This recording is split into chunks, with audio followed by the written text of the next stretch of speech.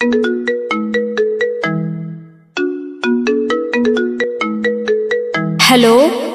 Hello. अरे का ये जीजाजी का हो? असो होली में का प्लान बा? अरे पलान अब की होली के पलान तारा दलाने में बीती साले। तो लेट का कइले बानी? आई मिल के कुछ खास करिया। वाह, अरे यही खास पता आस लगौले बानी। I coming.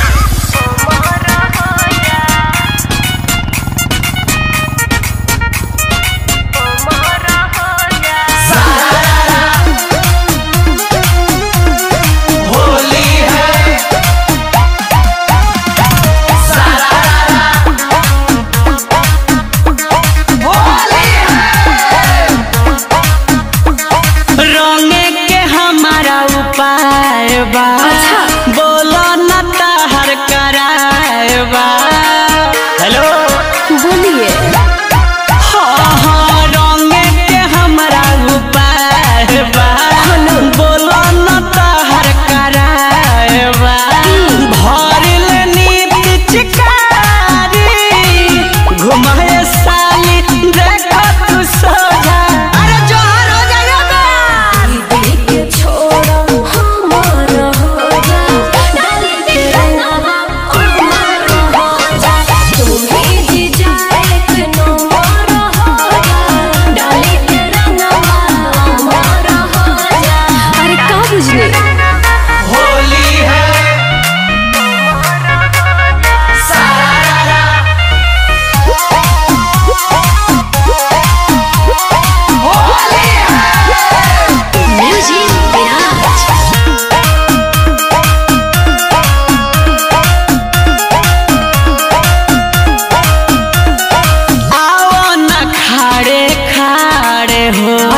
हमारा के दोना ढारे हो। पापा न चले दीदी के देखी हो बानियो भी कुमार हो। अरे ई का करता ले?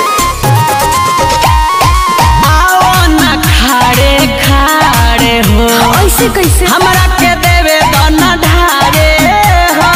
पापा न चले दीदी के देखी हो बानियो भी कुमार हो।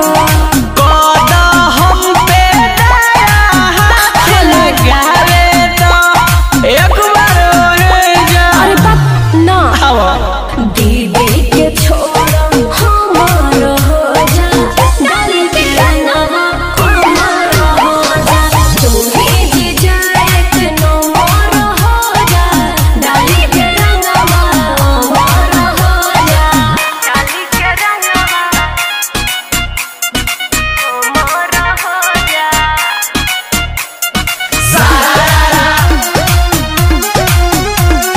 होली है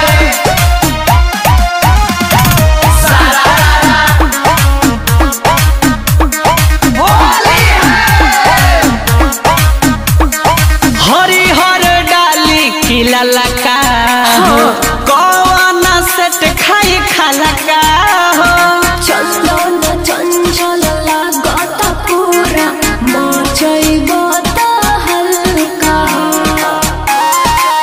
हरी पूरा पलान बा। हरी हर डाली खिला लगा हो। कौन सेट खाई खलका हो। जीजा मुकेश लागत पूरा मचैबो त हल्का।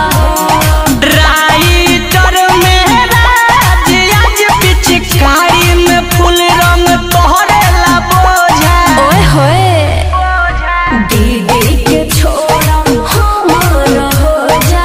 डाली के रंगवा हमार हो जा। तू ही जी जाए के नो मोर हो जा। डाली के रंगवा हमार हो जा। अरे यह तो चाहत रहनी आवो खोजा।